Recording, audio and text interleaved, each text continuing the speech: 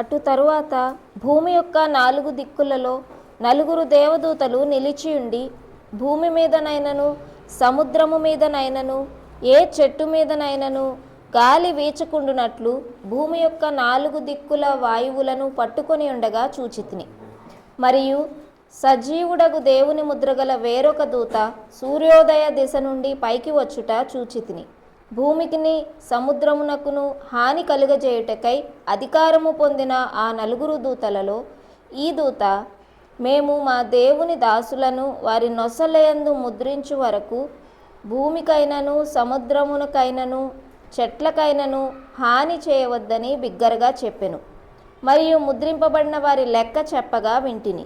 ఇశ్రాయేలీయుల గోత్రములన్నిటిలో ముద్రింపబడిన వారు 144,000 మంది.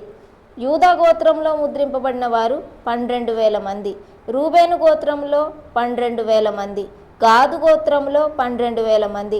ఆషేరు గోత్రంలో 12,000 మంది. నఫ్తాలి గోత్రంలో 12,000 మంది. మనష్షే గోత్రంలో 12,000 మంది. షిమ్యోను గోత్రంలో 12,000 మంది. లేవి గోత్రంలో 12,000 మంది. ఇస్సాకారు గోత్రంలో 12,000 మంది. జెబూలూను గోత్రంలో 12,000 మంది. యోసేపు గోత్రంలో 12,000 మంది. బెన్యామీను గోత్రంలో 12,000 మంది ముద్రింపబడిరి. చాలు, ప్రార్థన చేసుకున్నాం.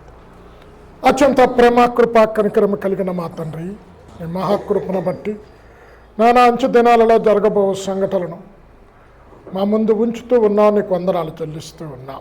సంఘం సిద్ధపడటానికి ఈనాడు ప్రభువ సంఘం అంచు దినాలలో ఉన్నది కనుక మెలకుగా ఉండి ప్రార్థన చేసి ఎత్తబడే గుంపులో ఉండుటకు నీ కృప దయచేయండి. అంచు దినాలలో జరగబో సంఘటనలను ఒక్కొక్కటి వివరించుటకు నీ కృప దయచేయండి. వాక్యం చెప్తున్న నన్ను సిలువ చాట మరుగుపరిచి వాక్యంలో దాచబడిన సత్యములను మా ముందుంచమని యేసు నామంలో ప్రార్థించి వేడుకుంటున్నాము తండ్రి. అమ్మ, మీరు ఎవరైనా డౌట్స్ అడిగినా కూడా మరల క్లియర్ చేసేటట్టు మీకు కొన్ని డౌట్స్ ఉంటాయి. వీళ్ళకి చక్కగా పెన్ను పెట్టుకొని రాసుకోండి. ఇక్కడ 4 దూతలు 4 దిక్కుల నుంచి వాయువులను పట్టుకోవటానికి వారికి అధికారం ఇచ్చాడు. అంటే అగ్ని మీద అధికారం ఒక దూతకి ఇచ్చాడు. జలముల మీద అధికారం ఒకరికి వచ్చాడు. పంచభూతాల మీద అధికారము కలిగిన దేవదూతలు ఒక్కొక్కళ్ళు వస్తారు. 7 ఏళ్ల శ్రమలు. అమ్మ, ప్రకటన 14-18 పట్టుకోమ్మా. ఇక్కడ అగ్ని మీద ఆ దూతకు అధికారము కలదు అని ఉంటుంది. మరి ఒక దూత బలిపీఠం నుండి వెడలి వచ్చెను. ఇతడు అగ్ని మీద అధికారము నొందినవాడు. చాలు అమ్మ, ఈ దూతకు దేని మీద అధికారం? అగ్ని మీద. అందుకనే షడ్రక్, మేషక్, అబేద్నెగో అగ్నిగుండంలో వేయబడినప్పుడు 4వ వ్యక్తి ఉన్నాడు. ఆ వ్యక్తి ఏంటి? దేవదూతల పోలిన ముఖం అని ఉంది. అంటే అగ్ని మీద అధికారం కలిగిన దూత, గాలి మీద అధికారం కలిగిన దూత, జలముల మీద అధికారం కలిగిన దూతలు ఆ రోజు వస్తారు. అమ్మ, 4 దిక్కులను పట్టుకొని వాయువు అంటే గాలి వీయకుండా. అమ్మ, అందుకే ఆల్రెడీ ఒక శాంపిల్ మనకు చూపించాడు. ఏంటి? కరోనాలో ఇప్పుడు శ్వాస పీల్చటం కష్టమని కదమ్మా సిలిండర్లు తెచ్చుకున్నారు. అంటే గాలి దొరకక ఆ రోజుల్లో మనుష్యుడు శ్రమ పడతాడు, కష్టపడతాడు. కనుక 4 దిక్కుల నుంచి ఒక దూత, సూర్యోదయ దిక్కు నుంచి 5వ దూత వస్తుంది. అంటే సూర్యోదయం అంటే తూర్పు నుంచి వస్తూ ఉంది. తూర్పు నుంచి సూర్యుడు ఎక్కడ ఉదయిస్తాడు? తూర్పును ఉదయిస్తాడు. కనుక ఈ దూత ఏమంటుంది? భూమికి కానీ మొక్కలకి కానీ సముద్రానికి కానీ ఏ హాని చెయ్యవద్దు, చెయ్యవలసిన పని ఉన్నది, ముద్రించబడిన వారి సంఖ్య ఉన్నది అని ముద్రించేటంతటి వరకు వెయిట్ చేయమని చెప్తున్నాడు పరిశుద్ధ గ్రంథంలో. ఇప్పుడు వీళ్ళెవరు? ఇశ్రాయేలీయులు సంఖ్య. అంటే పరిశుద్ధమ్మ దానియేలు 10వ అధ్యాయం పట్టుకోమ్మా. ఇశ్రాయేలీలో ఆయా సందర్భాలలో వారికి సహాయం చేయటానికి మికాయేలు దూత పరలోకము నుండి దిగి వచ్చట చూస్తూ ఉన్నాము. చదవమ్మ 10:21. అయితే సత్యగ్రంథమందు రాసినది నీతో చెప్పేదను, మీ అధిపతియగు మిఖాయేలు గాక ఈ సంగతులను గూర్చి నా పక్షమున నిలువ తెగించిన వాడొకడును లేడు. అమ్మ, ఏంటి ఒక దూత అని ఉంది. ఇశ్రాయేలీలకు సహాయం చేయటానికి ఆయా సందర్భాలలో దేవుడు మిఖాయేలు దూతను పంపినట్టున్నది. అంచె దినాలలో కూడా వీరికి సహాయం చెయ్యటానికి మిఖాయేలు దూత వస్తుంది. అమ్మ 12:1 దానియేలు. ఆ కాలమందు నీ జనుల పక్షమున నిలుచునట్టి మహా అధిపతియగు మిఖాయేలు వచ్చును. అమ్మ జనుల పక్షంగా అంటే ఎవరి పక్షంగా? దేవుని ఏర్పాటు చేసుకున్న ప్రజలు, నిబంధన ప్రజలు, అబ్రాహాము సంతానము పక్షంగా ఆ దినమున మిఖాయేలు వస్తాడు, ముద్రిస్తున్నాడు. పరిశుద్ధ గ్రంథములో ఆయా సందర్భాలలో నాశనము నుండి తన ప్రజలను తప్పించటానికి ముద్ర వేసినట్టు పరిశుద్ధ గ్రంథములో ఇంతకు మునుపు కూడా చూస్తాము. ఎప్పుడు అమ్మ? దానియేలు గ్రంథం పట్టుకోమ్మా, సారీ యెహెజ్కేలు పట్టుకో. యెహెజ్కేలు గ్రంథంలో ఇశ్రాయేలీ ప్రజలు దేవునికి వ్యతిరేకంగా జీవిస్తూ ఉన్నారు, వ్యతిరేకమైన కార్యాలు చేస్తున్నారు, దేవునికి దుఃఖాన్ని కలిగిస్తూ ఉన్నారు. అయితే దేవుడు ఎవరైతే దేవునికి ద్రోహం చేసిన వ్యక్తులను ఉన్నారో వారి గురించి గుండెలు బాదుకొని ఏడుస్తూ ప్రలాపించుచున్న వ్యక్తులను లలాటపు గుర్తులు వెయ్యండి అని చెప్తున్నాడు. ఎందుకు? వీరిని తప్ప మిగతా వారిని, స్త్రీలనేమి పురుషులనేమి పిల్లలనేమి అందరిని అర్థం చేయి. ఆ రోజుల్లో నాశనం నుండి తప్పించటానికి దేవుని ప్రజలు దేవునిపై తిరుగుబాటు చేసినప్పుడు దేవుడు చేసిన మంచి పనులను మర్చిపోయి కృతజ్ఞత హీనులుగా జీవిస్తున్నప్పుడు వారికి హతం చేయటానికి ముందుగా వారి పక్షంగా దేవుని సన్నిధిలో మొరపెడుతున్న వారిని గుర్తులు పెట్టండి. యెహెజ్కేలు 9వ అధ్యాయం 4-6 వచనాలు చదవమ్మా. యెహోవా యెరూషలేమును ఆ పట్టణంలో ప్రవేశించి చుట్టూ తిరిగి దానిలో జరిగిన హేయ కృత్యములను గూర్చి మూల్గులిడుచు ప్రలాపించుచున్న వారి లలాటముల గురుతు వేయుమని. అమ్మా ఎవరి గుర్తులేమన్నాడు? అరే వారు చేసిన ద్రోహ కార్యాల కొరకు ప్రలాపించే సేవకులు ఉన్నారు, ప్రలాపించే విశ్వాసులు ఉన్నారు, ప్రలాపించే ప్రవక్తలు ఉన్నారు. వారికి గుర్తులు వేయండి. వారికి ఆజ్ఞాపించి నేను వినుచుండగా వారికి ఇలాగూ సెలవిచ్చెను. మీరు పట్టణములో వాని వెంట పోయి నా పరిశుద్ధ స్థలము దగ్గర మొదలుపెట్టి కటాక్షమైనను కనికరమైనను లేకుండా అందరినీ హతము చేయుడి. అందరూ నశించినట్లు ఎవరిని విడిచిపెట్టక పెద్దవారిని, చిన్నవారిని, కన్యకలను, పిల్లలను, స్త్రీలను చంపవలెను గాని ఆ గురుతు ఎవరికి వారిని ముట్టకూడదు. ఏమన్నాడు? ఆ గుర్తు ఎవరైతే వేసుకున్నారో వారిని ముట్టద్దు. అంటే అంత్యక్రీస్తు పాలనలో కూడా సెకండ్ 3.5 years దేవుడు 1,44,000 మంది యూదులకు ముద్ర వేస్తున్నాడు. ముద్ర వేసి వారిని ముట్టుకోకూడదు. దేవుని ఉగ్రత వారి మీదకు దిగి రాదు. ఎందుకన్న తర్వాత చెప్తాను. ఇక్కడ ఎందుకు ఇశ్రాయేలీల ప్రజలకి గతి వచ్చింది? అమ్మ మత్తయి 27వ అధ్యాయం పట్టుకోమ్మా. ఇక్కడ తన స్వకీయుల యొద్దకు ఆయన వచ్చాడు, కానీ స్వకీయులు ఆయన విశ్వసించలేదు, ఆయన మెస్సియాని నమ్మలేదు. అయితే పిలాతు ఏమన్నాడు? ఈ నిర్దోషి అయిన రక్తం విషయంలో నేను నిరపరాధిని అని చేతులు కడుక్కున్నాడు. ఈ ప్రజలంతా కూడా ఆ రక్తం మా మీద, మా పిల్లల మీద ఉండునుగాక అని వారి నోటుతోనే పలికారు. 27 మత్తయి 24-25 వచనాలు. పిలాతు అల్లరి ఎక్కువగుచున్నదే గాని తన వలన ప్రయోజనమేమీ లేదని గ్రహించి నీళ్లు తీసుకొని జనసమూహం ఎదుట చేతులు కడుగుకొని ఈ నీతిమంతుని రక్తమును గూర్చి నేను నిరపరాధిని, మీరే చూచుకొనుడని చెప్పాను. అందుకు ప్రజలందరూ వాని రక్తము మా మీదను మా పిల్లల మీదను ఉండునుగాకనిరి. చూడ వాళ్ళే పలికారు. ఇప్పుడు క్రీస్తు ప్రభుల వారు కూడా అమ్మ అదే మత్తయి 23వ అధ్యాయం పట్టుకోమ్మా. 23వ అధ్యాయం 35-36 వచనాలలో ఇక్కడ ఏబేలు రక్తము మొదలుకొని బరకియా కుమారుడైన జకరియా దేవాలయానికి బలిపీఠానికి మధ్యలో మీరు చంపిన రక్తపారదం మీ మీదకు వస్తుంది.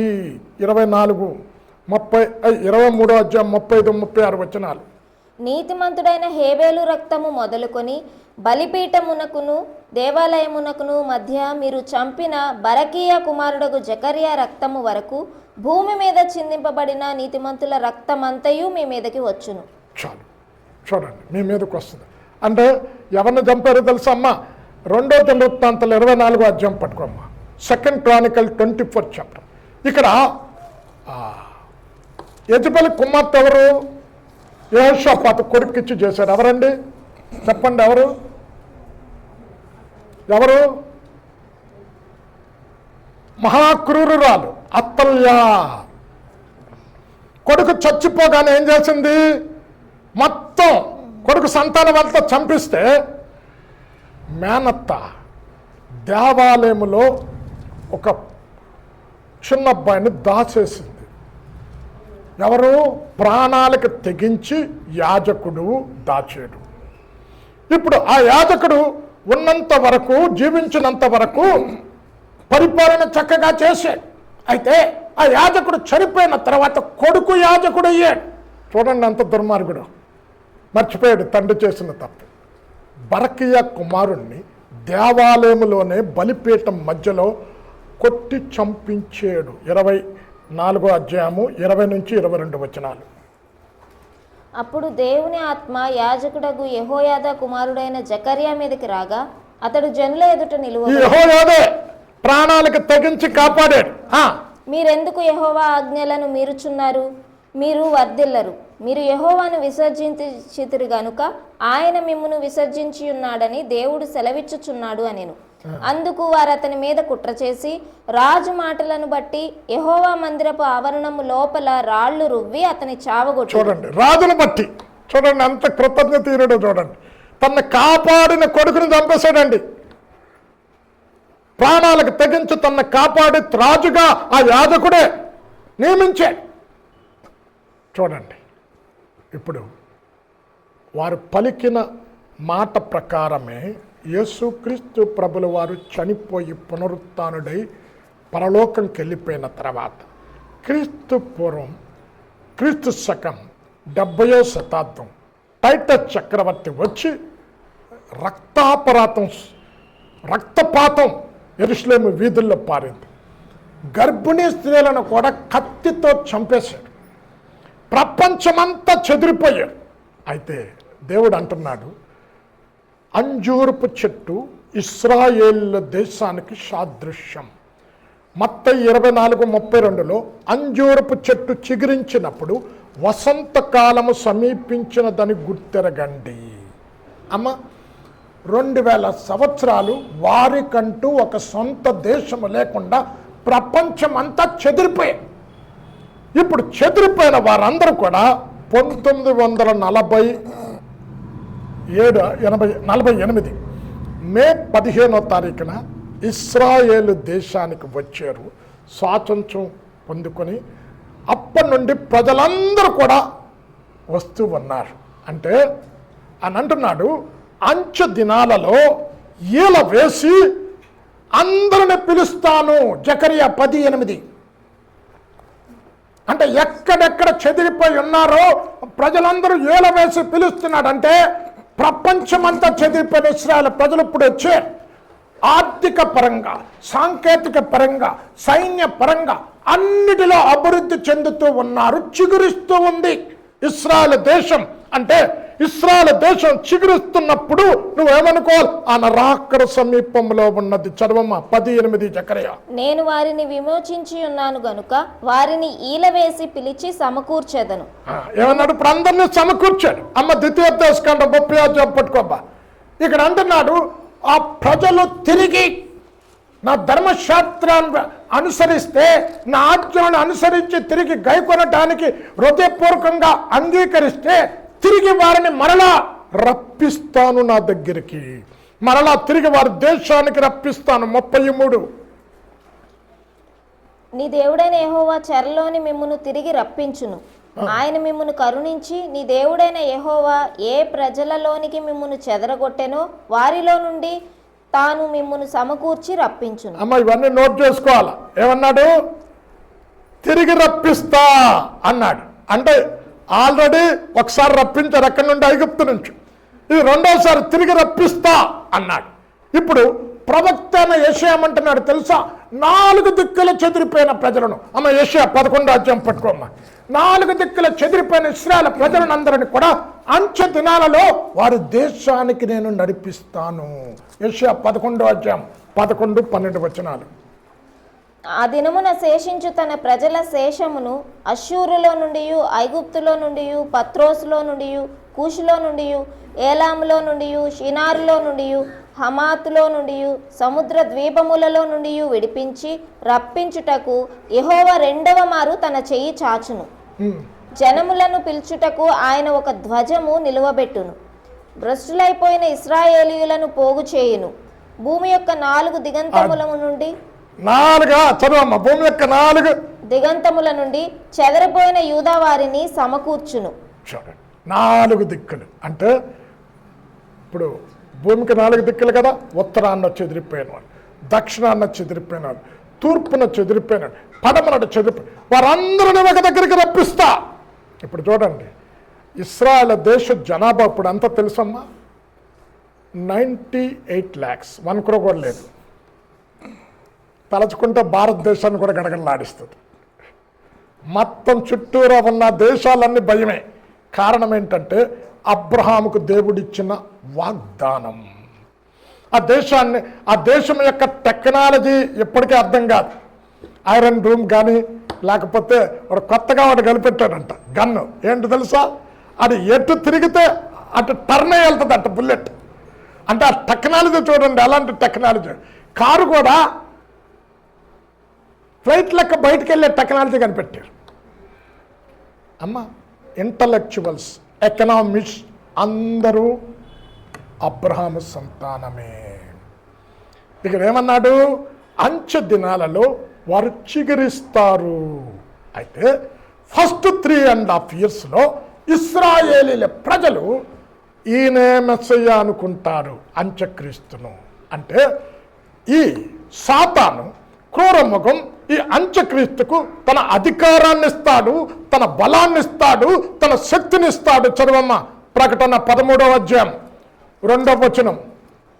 నేను చూచిన ఆ మృగము చిరుతపులిని పోలి ఉండెను. దాని పాదములు ఎలుగుబంటి పాదముల వంటివి, దాని నోరు సింహపు నోరు వంటిది. దానికి ఆ ఘటసర్పము తన బలమును, తన సింహాసనమును, గొప్ప అధికారమును ఇచ్చెను. అమ్మ, ఘటసర్పం అంటే సాతానుకు సాదృశ్యం. సాతాను తన బలాన్ని, తన అధికారాన్ని ఎవరికి ఇచ్చేస్తుంది? అంత్యక్రీస్తుకు 7 ఏళ్ల శ్రమలు. ఇప్పుడు వీళ్ళు అనుకుంటారు, అబ్బా ఫస్ట్ 3.5 years ఏం చెప్పాను? శాంతిగా పరిపాలన చేస్తున్నట్టు నటిస్తాడు. సెకండ్ 3.5 yearsలో అసలైన రూపం బయటపడతాది. అయితే సూచక క్రియలు, మాత్కార్యాలు కూడా చేస్తాడట. అందుకే అమ్మ 2వ తెస్సలోనిక పట్టుకోమ్మా, 2వ తెస్సలోనిక. అందుకే అద్భుతాలు సైతాను కూడా చేస్తుంది కొన్నిసార్లు, సూచక క్రియలు, కానీ రక్షణ ఇవ్వదు.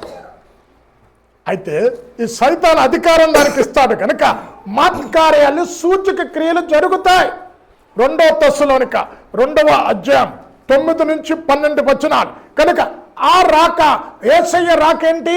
సత్యవంతుడు అన్న రాక.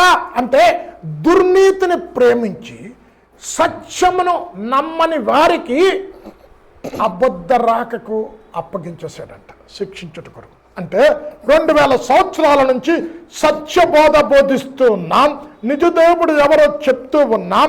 ఆయన దగ్గరికి వస్తే మీకు తీర్పు ఉండదని, మీరు మరణం నుండి జీవములోనికి దాడుతారని, నిత్యత్వం మీ కొరకు పరలోకం దేవుడు ఏర్పాటు చేశాడని సత్యబోధ 2000 సంవత్సరాల నుంచి బోధిస్తూ ఉన్నా దుర్నీతి వైపు చెవులు పెట్టి చూడండి ఉన్నవారికి ఏంటి అప్పగిస్తాడు. చదవమ్మ 9:12. నశించుచున్న వారు తాము రక్షింపబడుటకై సత్య విషయమైన ప్రేమను అవలంబింపకపోయిరు గనుక వాని రాక అబద్ధ విషయమైన సమస్త బలముతోనూ, నానా విధములైన సూచక క్రియలతోనూ, మహత్కార్యములతోనూ, దుర్నీతిని పుట్టించు సమస్త మోసముతోనూ, నశించుచున్న వారిలో సాతాను కనపరచు బలమును అనుసరించి ఉండును.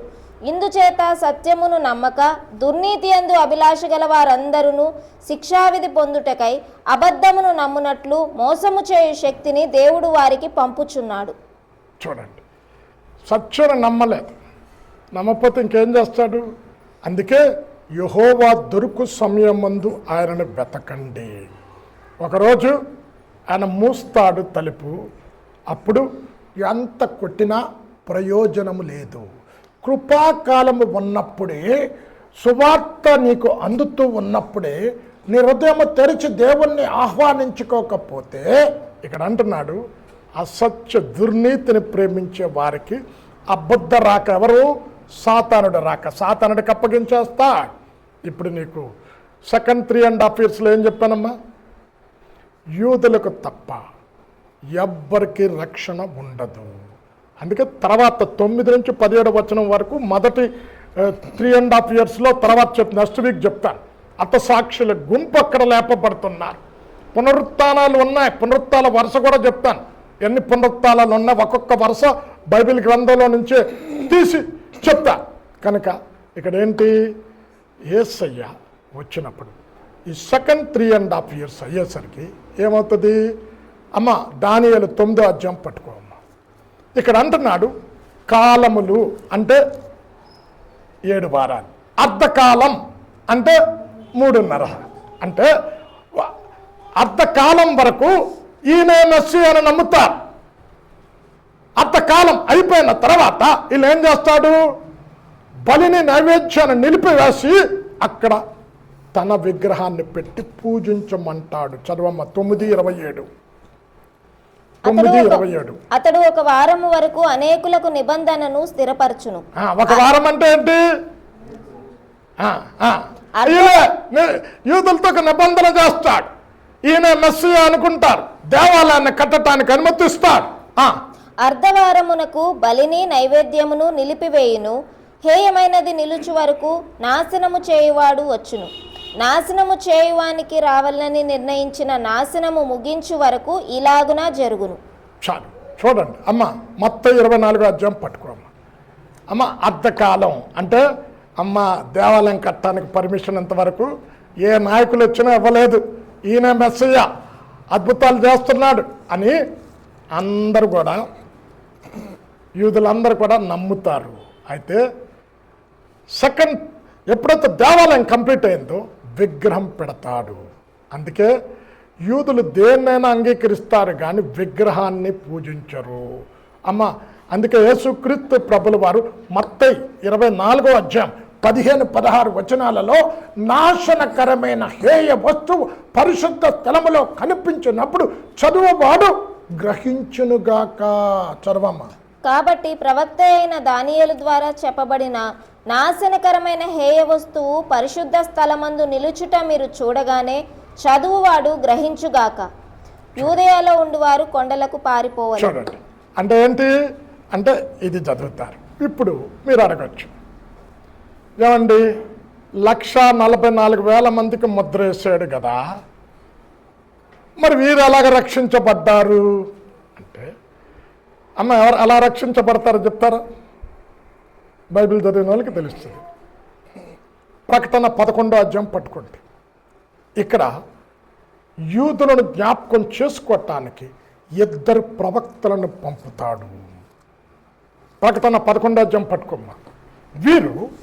వీరికి దేవుడు కొన్ని శక్తులను ఇస్తాడు. ఏంటి అంటే, వీరిని ఎవరైనా చంపాలి అనుకుంటే అగ్ని వచ్చి వారిని హతం చేస్తుంది.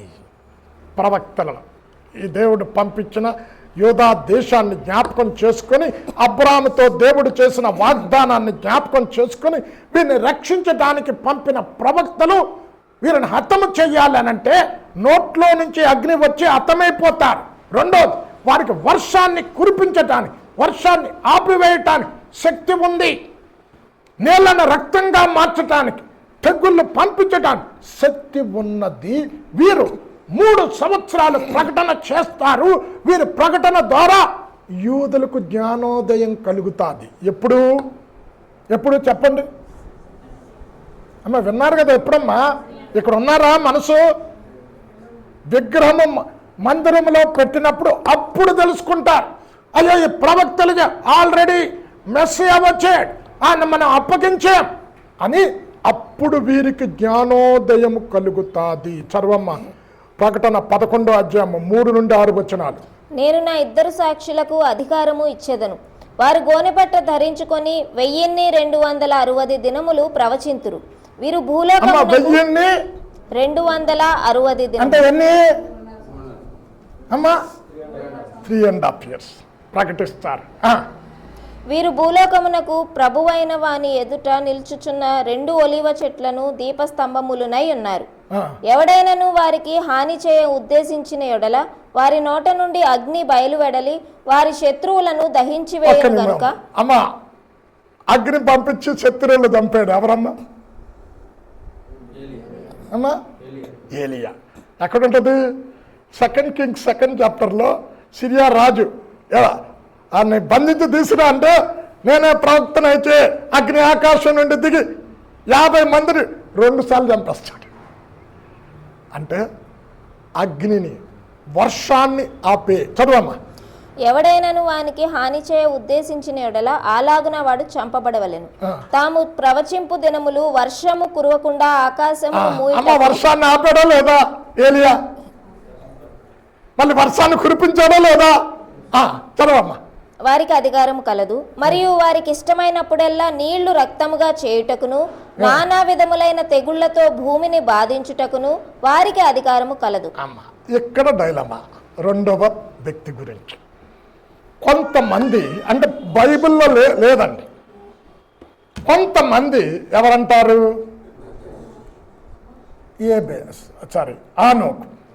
ఆనోకు ఎందుకు మరణం రుచి చూడకుండా వెళ్ళాడు. ఏలియా కూడా మరణం రుచి చూడకుండా వెళ్ళాడు. చాలామంది మరణం రుచి చూడకుండా వెళ్ళారు కనుక పుట్టిన ప్రతివాడు మరణించాలి కనుక ఏంటి ఏలియా ఆనోకు వస్తారు అని చెప్తారు. అయితే ఇంకా కొంతమంది ఏమంటారు, నీళ్లను రక్తంగా మార్చిందెవరు? మోషే. తెగుళ్ళు పంపించిందెవరు? మోషే. కనుక ఇది డైలమా. ఏదనుకున్నా బైబిల్లో లేదు కాబట్టి మీరు అదేననుకోండి ఇదేననుకోండి. రెండో వ్యక్తి గురించి ఇది. అయితే ఇప్పుడు ఎప్పుడైతే వీళ్ళు ప్రకటిస్తారో అమ్మ యెషయా 10వ అధ్యాయం పట్టుకొని అంటమ్మా శేషం అంటున్నాడు. శేషం అంటే ఏంటి? మిగులుని శేషం అంటాడు. లెక్క తెలుసు కదా. అంటే ఇశ్రాయేలు వారిలో శేషించిన వారు, యాకోబు సంతతిలో తప్పించబడిన వారు ఏంటంట, హతులైన ఆ వ్యక్తిని ఆశ్రయించకుండా పరిశుద్ధుడైన యెహోవాను నిజముగా ఆశ్రయిస్తారట.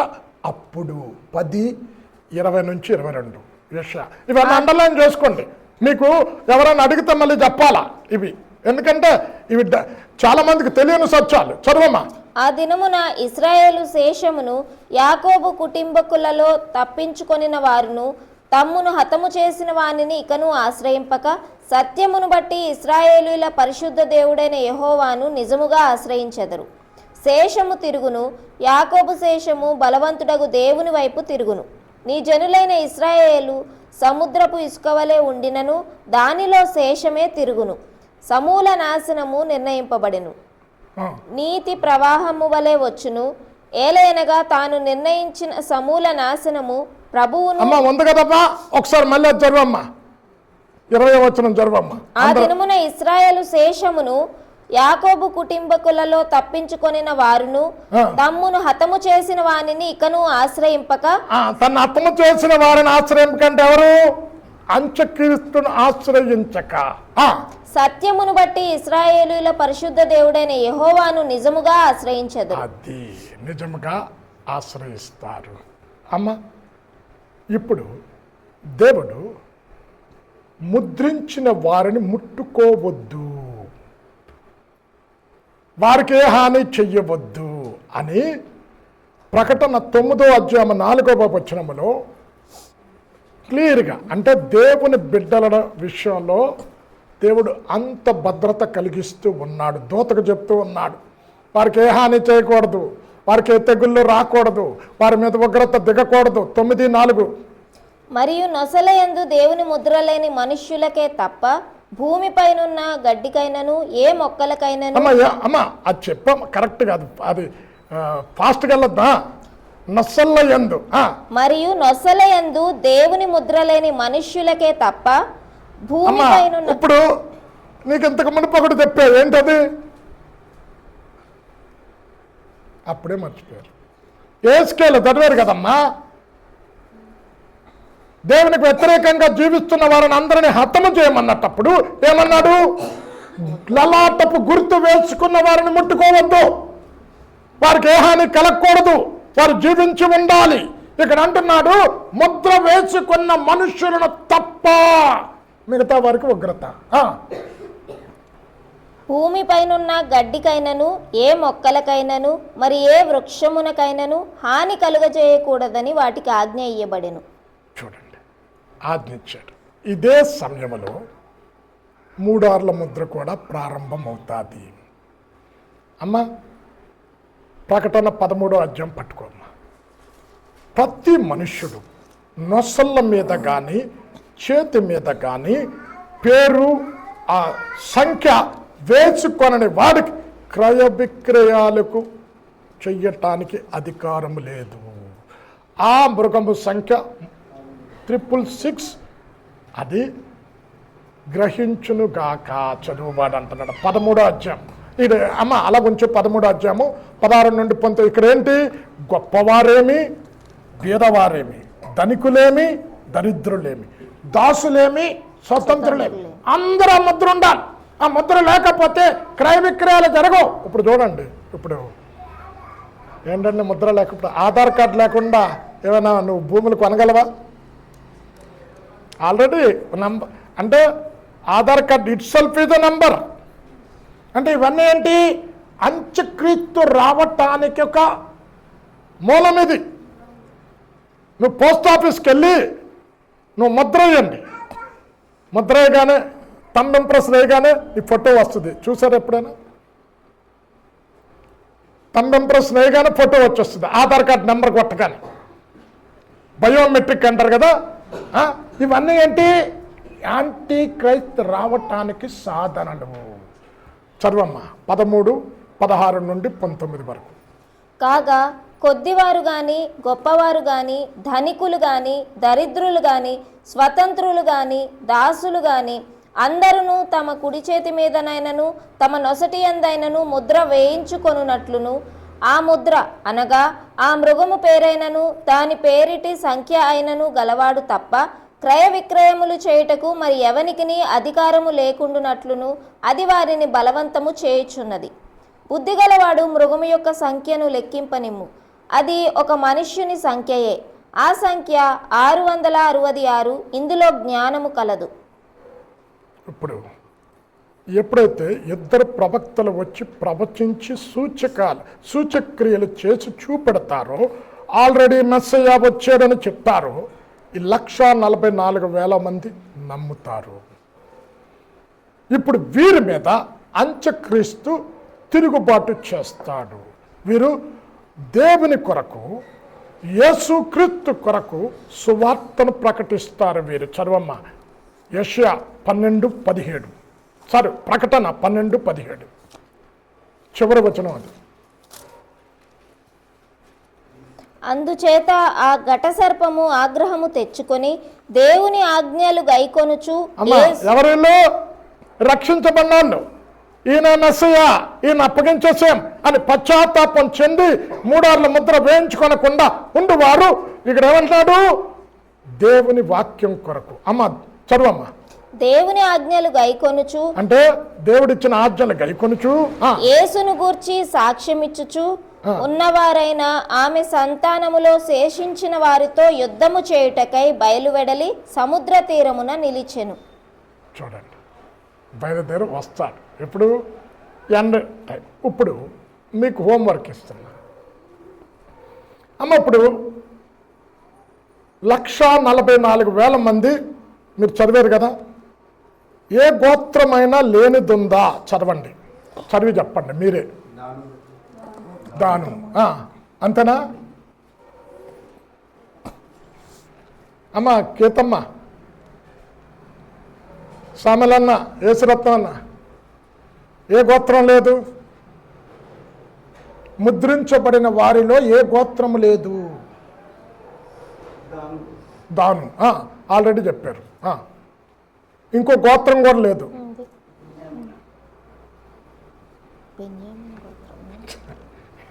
చేతిలో బైబిల్ పెట్టుకొని ఎఫ్రాయిము లేదు. ఎందుకు లేదు అమ్మా? జస్ట్ ఫర్ ఇందులో బైబిల్లో రాయబడలేదు, కొందరు బైబిల్ పండితులు విశ్వసించేది చెప్తున్నారు. సొలొమోను చనిపోయిన తర్వాత సొలొమోను కుమారుడు రెహబాము సింహాసనం మీద కూర్చుంటాడు. యెరోబాము రాజ్యం 2 ముక్కలు అవుతుంది. దాన్ని మీకు తెలుసు. ఎందుకో ఇంక ఇవన్నీ చెప్పను. 10 గోత్రాలు కలిపి ఎవరు కూర్చుంటారు? యెరోబాము కూర్చుంటారు. ఇప్పుడు యెరోబాము అమ్మ మొదటి రాజులు 12వ అధ్యాయం పట్టుకోమ్మా. యెరోబాము యెరూషలేము దేవాలయానికి తిరిగి ప్రజలు కనుక వెళితే మరలా రాజ్యం నా చేతిలో నుండి పోతారు, యూదా దేశానికి వెళ్ళిపోతారు కనుక 2 బంగారు దూడలు చేయించి ఒకటి దానులో ఒకటి ఎఫ్రాయిము దగ్గర నిలుపుతాడు. చదవమ్మ 12:24-25 చూడు. మొదటి రాజులు. తరువాత యెరోబాము ఎఫ్రాయిము మన్యమందు షెకెమును పట్టణము కట్టించి అచ్చట కాపురముండి అచ్చట నుండి బయలుదేరి పెనేయేలును కట్టించెను. 20వ వచనం చదవమ్మ. మరియు యెరోబాము తిరిగి వచ్చినని ఇశ్రాయేలు వారందరూ విని సమాజముగా కూడి అతని పిలువనంపించి ఇశ్రాయేలు వారందరి మీద రాజుగా అతని పట్టాభిషేకము చేసిరి. యూదా గోత్రీయులు తప్ప దావీదు సంతతి వారిని వెంబడించు వారెవరునూ లేకపోయిరి. 24-25 చూడండి.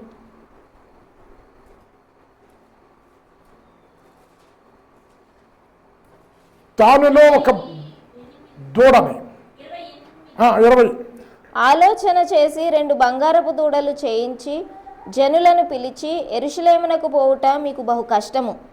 ఇశ్రాయేలీయులారా, ఐగుప్తు దేశంలో నుండి మిమ్మును రప్పించిన మీ దేవుడు ఇవే అని చెప్పి ఒకటి బేతేలు నందును ఒకటి దాను నందును ఉంచెను. బేతేలు ఎఫ్రాయిం కనుక ఈ 2 గోత్రాలు లేవని చెప్తారు. అమ్మ ఇప్పుడు ఇశ్రాయేలు ప్రజలు కూడా అమ్మ అప్పుడు జ్యేష్ఠత్వపు హక్కు యాకోబు కుమారుల తర్వాత ఎవరికి రావాలి? యాకోబు తర్వాత అమ్మా రూబేను జ్యేష్ఠత్వపు హక్కులు పోగొట్టుకున్నాడు. ఎందుకు? అది అమ్మ మొదటి దినవృత్తాంతాలు 5వ అధ్యాయం పట్టుకో. ఇప్పుడు తండ్రి మంచాన్ని అపవిత్రపరిచాడు, జ్యేష్ఠత్వపు హక్కులు పోగొట్టుకున్నాడు. ఇప్పుడు రూబేను తర్వాత ఎవరు రావాలి? సిమ్యోనుకి ఎందుకు రాలేదు? సిమ్యోను తర్వాత ఎవరు రావాలి? లేవి. మీకు ఆల్రెడీ చెప్పే, ఎంతమంది గుర్తుంది?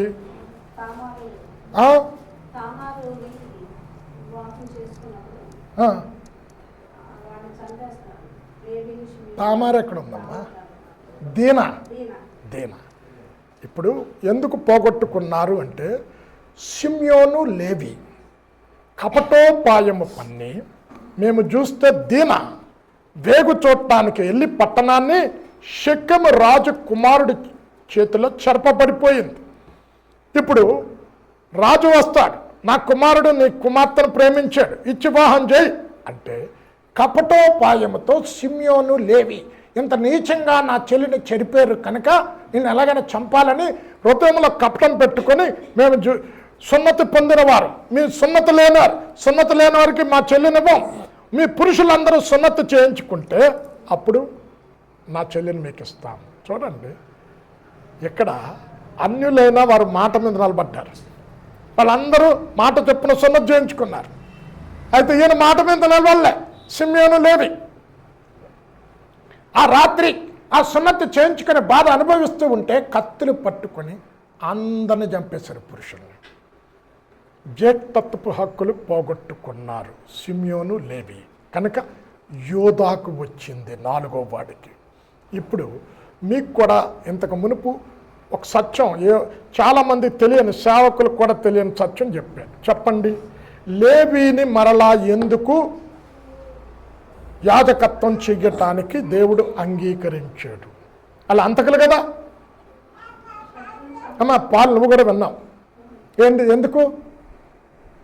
అందుకే రాసుకోవాలండి.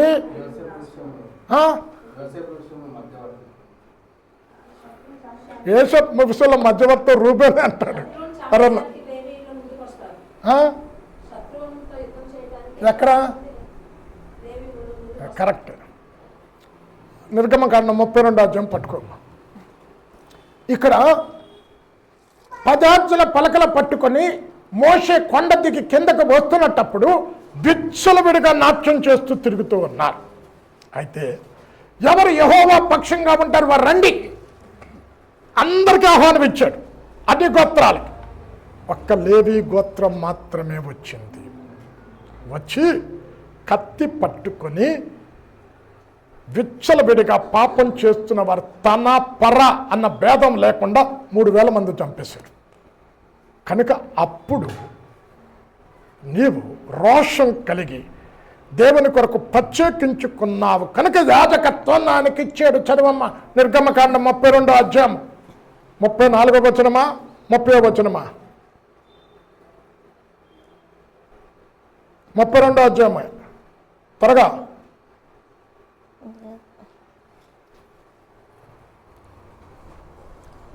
నిర్గమకాండం 32 చదువు. అయ్యో నీవు వారి పాపమును 30 నుంచి చదువు. మరునాడు మోషే ప్రజలతో, మీరు గొప్ప పాపము చేసితిరి గనుక యెహోవా యొద్దకు కొండ ఎక్కి వెళ్ళెదను. ఒకవేళ మీ పాపమునకు ప్రాయశ్చిత్తము చేయగలను. కాదమ్మా 27 అంట. అతడు వారిని చూచి, మీలో ప్రతివాడును తన కత్తిని తన నడుమున కట్టుకొని పాలెంలో ద్వారము నుండి ద్వారమునకు వెళ్ళుచు, ప్రతివాడు తన సహోదరుని, ప్రతివాడు తన చెలికానిని, ప్రతివాడు తన పొరుగువానిని చంపవలెనని ఇశ్రాయేలీల దేవుడైన యెహోవా సెలవిచ్చుచున్నాడనెను. లేవీయులు మోషే మాట చొప్పున చేయగా ఆ దినమున ప్రజలలో ఎవరు చేశారమ్మా? లేవి. మిగతా వాళ్ళు ఎవరు వెళ్ళే. అందుకు ఎన్నుకున్నాడు. అమ్మ ఇప్పుడు జ్యేష్ఠత్వ పక్కులు పోగొట్టుకున్నాడని అమ్మ మొదటి దినవృత్తాంతాలు 5వ అధ్యాయం 1-2 వచనాలు చదవమ్మ. ఇశ్రాయేలునకు తొలిచూలి కుమారుడైన రూబేను కుమారుల వివరము. ఇతడు జ్యేష్ఠుడై ఉండెను గాని తన తండ్రి పరుపును తాను అంటుపరచినందున అతని జన్మ స్వాతంత్రము ఇశ్రాయేలు కుమారుడైన యోసేపు కుమారులకు ఇయ్యబడెను. అయితే వంశావళిలో యోసేపు జ్యేష్ఠుడుగా దాఖలు చేయబడలేదు. యూదా పోగొట్టుకున్నాడు అక్కడ. ఇప్పుడు దాను పేరు ఎందుకు రాయలేదు? దాను గోత్రంలో నుంచే అంత్యక్రీస్తు వస్తాడట. అమ్మ యాకోబు ప్రవచన రీతిగా దానుని గురించి వచ్చినప్పుడు దాను కట్ల పాము వంటి వాడు. పాము దేనికి సదృశ్యం? 49:17 చదవమ్మ. ఆదికాండం 49:17. దాను త్రోవలో సర్పముగాను దారిలో కట్లపాముగాను ఉండును. అమ్మ పాము దేనికి సదృశ్యం? ఒక వినికిడి. అయితే ఇశ్రాయేలు ప్రజలు ప్రత్యక్ష గుడారాన్ని వేసినప్పుడు మేఘం ఆగిపోతే లాగాలి. అయితే వారికి స్థానాలు నియమించాడు. ఎవరు గుడారానికి దగ్గర ఉండాలి, తూర్పున ఎవరు ఉండాలి, దక్షిణాన ఉత్తరాన ఎవరు, పడమన ముందు ఎవరు ఉండమని చెప్పాడు? యూదా. అమ్మ సంఖ్యాకాండం 11వ అధ్యాయం 14వ వచనం చదవమ్మ.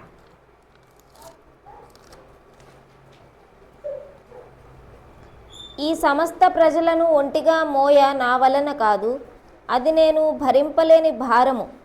నీవు నాకిట్లు చేయదలిచిన ఎడల నన్ను చంపుము. నా మీద 11:14 చదువమ్మా. నా మీద నీ కటాక్షము వచ్చిన ఎడల నేను నా బాధను చూడకుండానట్లు నన్ను చంపుము. అప్పుడు యెహోవా మోషేతో ఇట్లా నేను జనులకు పెద్దలనియు అధిపతులనియు నీవెరిగిన ఇశ్రాయేలీయుల పెద్దలలో నుండి 70 మంది మనుష్యులను నా యొద్దకు పోగు చేసి ప్రత్యక్షపు గుడారమునకు వారిని తోడుకొని రమ్ము. అమ్మా 25 చదువమ్మా. చివరనేమో దాని ఉంటావు పట్టమని చెప్పాడు. 11:25. యెహోవా మేఘములో దిగి అతనితో మాటలాడి అతని మీద వచ్చిన ఆత్మలో పాలు ఆడే 10వ అధ్యాయం తీసుకోమ్మా. 10 అయ్యి ఉంటుంది. 10-14 జరిగి.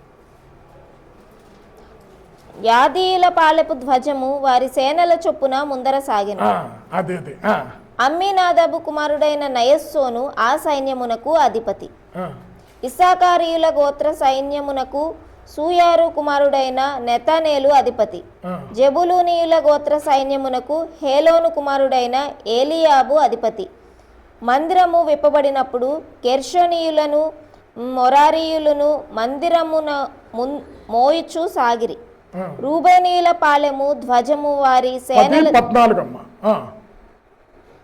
రూబేనీయుల పాలెము ధ్వజము వారి సేనల చొప్పున సాగెను. ఆ సైన్యమునకు షేదేయారు కుమారుడైన ఎలీసూరు అధిపతి. షిమ్యోనీయుల గోత్ర సైన్యమునకు మర్చిపోయినది సంఖ్యాకాండమే. ఒకసారి వెయిట్ చేయండి.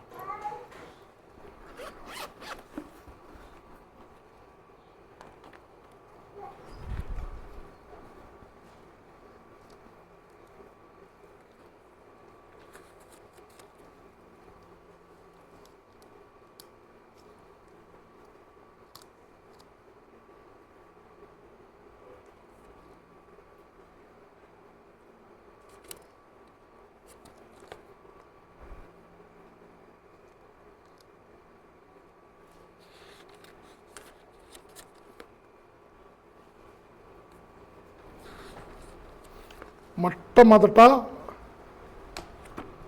ప్రత్యక్ష గుడారం ముందు ఎవరు పెట్టారు?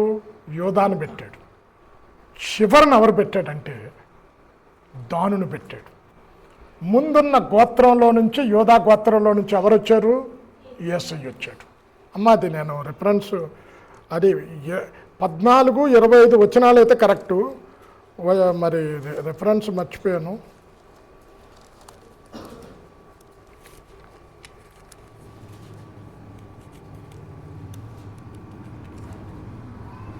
సరే, వీళ్ళు ఎంతవరకు అభివృద్ధి చెందుతారంట? అంత్యక్రీస్తు అది ఇస్తాడు. అదొకటి చదువమ్మా. దానియేలు 11వ అధ్యాయం 34-35 వచనాలలో దేవుని ఉగ్రత తీరేటంతటి వరకు కూడా, అంటే 7 ఏళ్ల శ్రమలో బోరలు, పాత్రలు, ముద్రలు ఇవన్నీ అయ్యేటంతటి వరకు కూడా వీరు అభివృద్ధి చెందుతాడు. ఎవడు? అంత్యక్రీస్తు. తర్వాత అనపబడతాడు. చదువమ్మా. దానియేలు 34-35-36 11వ అధ్యాయం. నిర్ణయకాలము ఇంకా రాలేదు గనుక అంత్యకాలము వరకు జనులను పరిశీలించుటకును పవిత్రపరచుటకును బుద్ధిమంతులలో కొందరు కూలుదురు.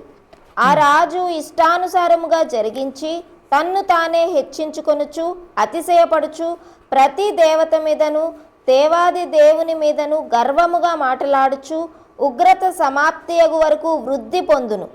అంతటా నిర్ణయించినది జరుగును. ఉగ్రత సమాప్తి వగు వరకు ఎవరు? యాంటిక్రీస్తు. ఉగ్రత ఎప్పుడు? 7 ఏళ్ళు అయిపోగానే ఆగిపోతుంది. అప్పుడు అంత్యక్రీస్తు అనపబడతాడు. అమ్మ నెక్స్ట్ వీక్ వచ్చినప్పుడు నేను చెప్తాను. ఇప్పుడు చెప్పండి. ముద్ర దేనికి? నాశనం నుండి తప్పించటానికి ఆయా సందర్భాలలో దేవుడు ముద్ర వేసినట్టు చూస్తూ ఉన్నాం. ఇశ్రాయేల్ ప్రజలకు మరలా వేస్తాడు ముద్ర.